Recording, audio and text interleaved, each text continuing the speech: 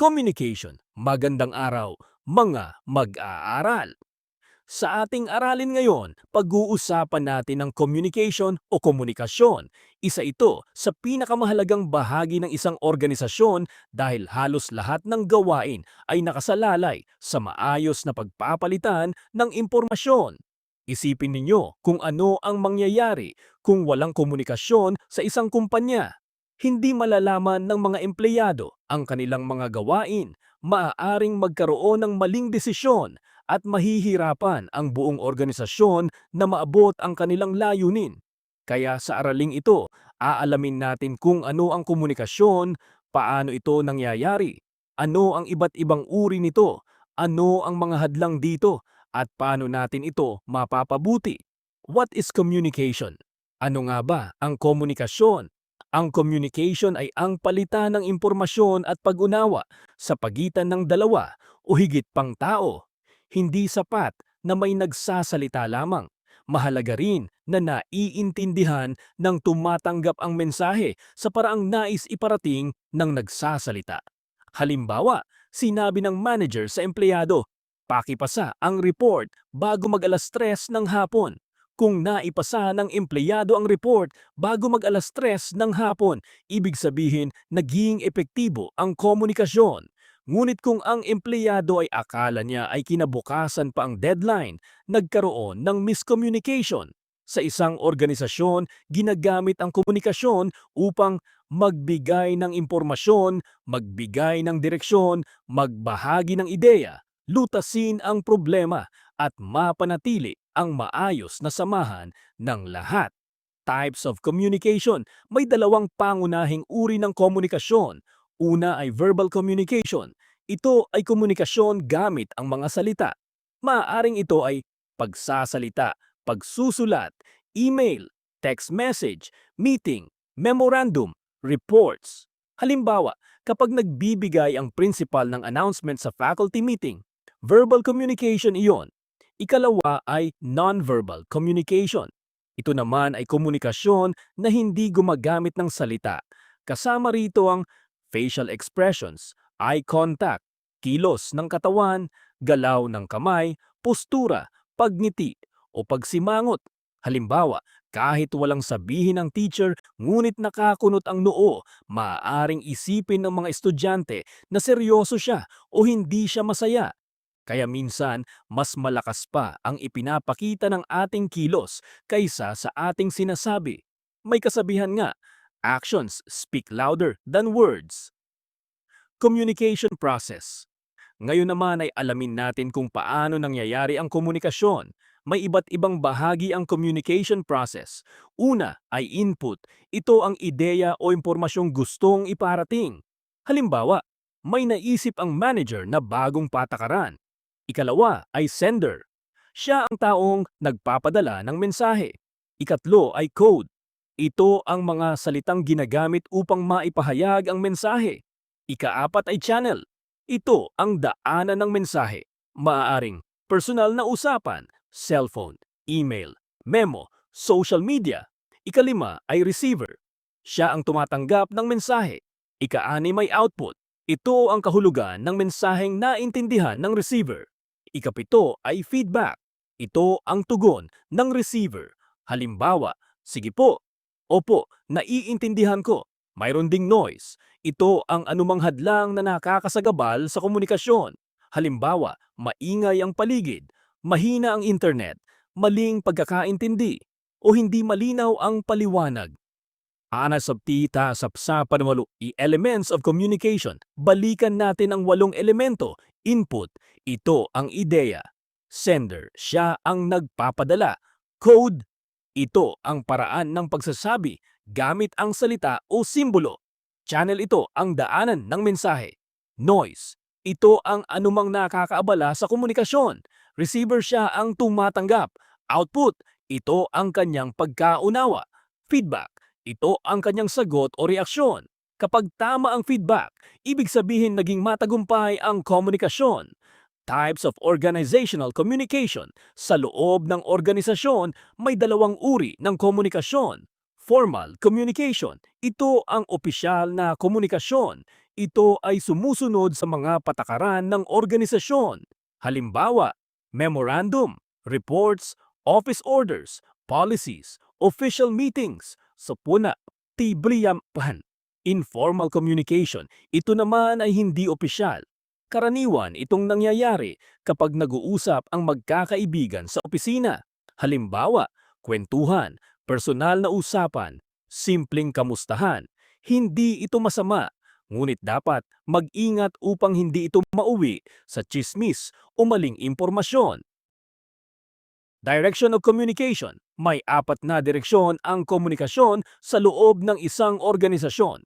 Ito ay upward, downward, horizontal, diagonal. Ang bawat isa ay may kanya-kanyang layunin depende sa kung sino ang nag-uusap. Upward communication. Ang upward communication ay mula sa empleyado papunta sa manager o supervisor. Ginagamit ito kapag nagbibigay ng report, nagsusumit ng request, nagbibigay ng suggestion, nagsasabi ng problema, humihingi ng approval. Halimbawa, may empleyadong humihingi ng leave. Siya ang nagpapadala ng impormasyon pataas sa kanyang supervisor. Downward communication. Ang downward communication ay mula naman sa manager papunta sa mga empleyado. Ito ang pinakakaraniwang komunikasyon sa opisina. Halimbawa, pagbibigay ng instructions, pag-aanunsyo ng bagong policy, pagbibigay ng work assignment, evaluation ng performance, kung translate na tas ipa. Horizontal communication. Ang horizontal communication ay komunikasyon ng mga taong nasa parehong posisyon.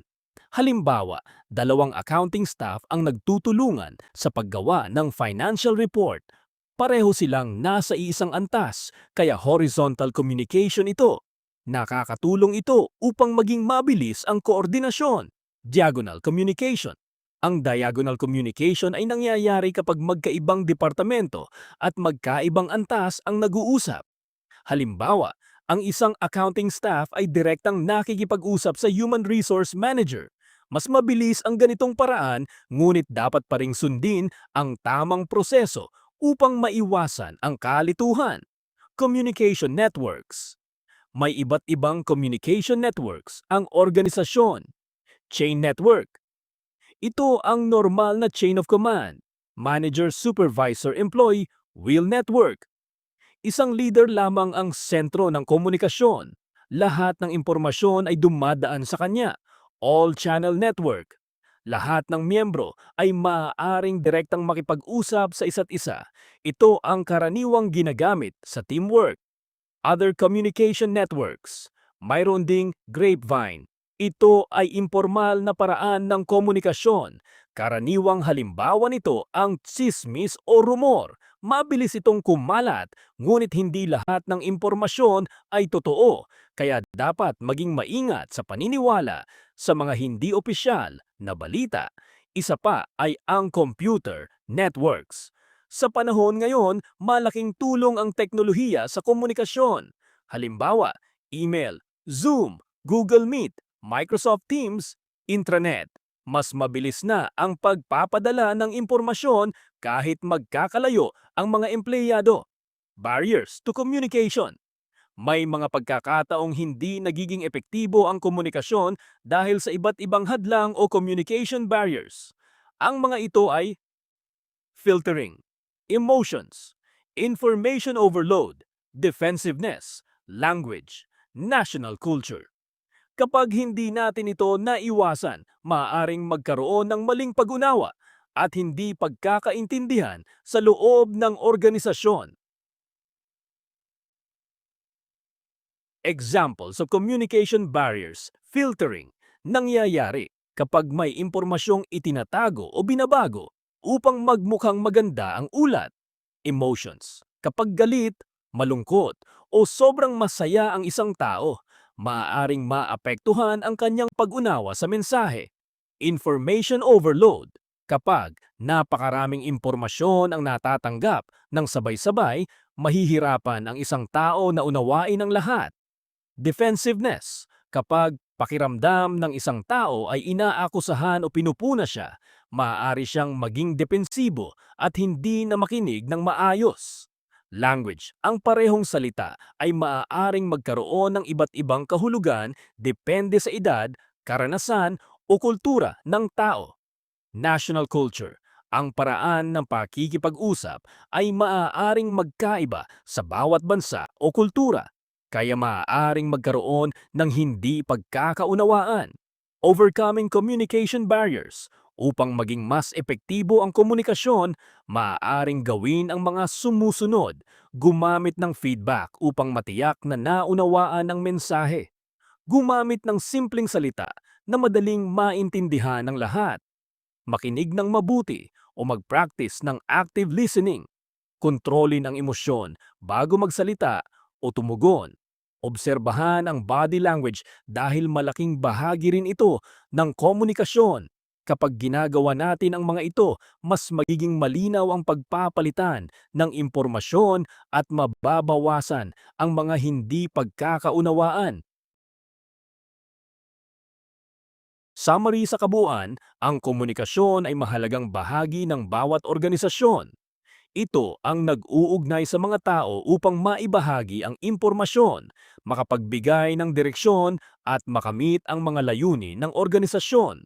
Natutunan natin ang kahulugan ng komunikasyon, ang communication process, iba't ibang uri at direksyon ng komunikasyon, communication networks, mga hadlang sa komunikasyon at ang mga paraan upang mapagtagumpayan ang mga hadlang na ito. Tandaan, ang epektibong komunikasyon ay hindi lamang tungkol sa pagsasalita, kundi higit sa lahat ay tungkol sa tamang pag-unawa ng mensahe ng bawat isa. Mahahalagang punto, key takeaways. Mahalaga ang komunikasyon sa bawat organisasyon. Ang epektibong komunikasyon ay nangangailangan ng malinaw na pagpapadala at tamang pag-unawa sa mensahe. Iba't ibang uri, direksyon, at paraan ng komunikasyon ang ginagamit ng mga organisasyon depende sa sitwasyon. Ang mga hadlang sa komunikasyon ay maaaring magdulot ng hindi pagkakaunawaan, ngunit maaari itong mabawasan sa pamamagitan ng mahusay at malinaw na paraan ng pakikipag-usap. Maraming salamat sa inyong pakikinig at panonood hanggang sa dulo. Sana ay nakatulong ang ating talakayan tungkol sa communication upang mas maunawaan ninyo kung gaano kahalaga ang malinaw at epektibong komunikasyon sa ating buhay, pag-aaral at sa loob ng isang organisasyon. Tandaan, ang mahusay na komunikasyon ay hindi lamang tungkol sa tamang pagsasalita, kundi pati na rin sa tamang pakikinig at pag-unawa. Kung may natutuhan kayo sa video na ito, huwag kalimutang i-like, i-subscribe at i-share ang video upang mas marami pang learners ang ating matulungan. Muli, maraming salamat sa panonood. Ako si Teacher Lumaban at tandaan, matuto, magsikap, lumaban. See you sa ating susunod na lesson. Teacher Lumaban YouTube channel. Kasama mo sa pagkatuto.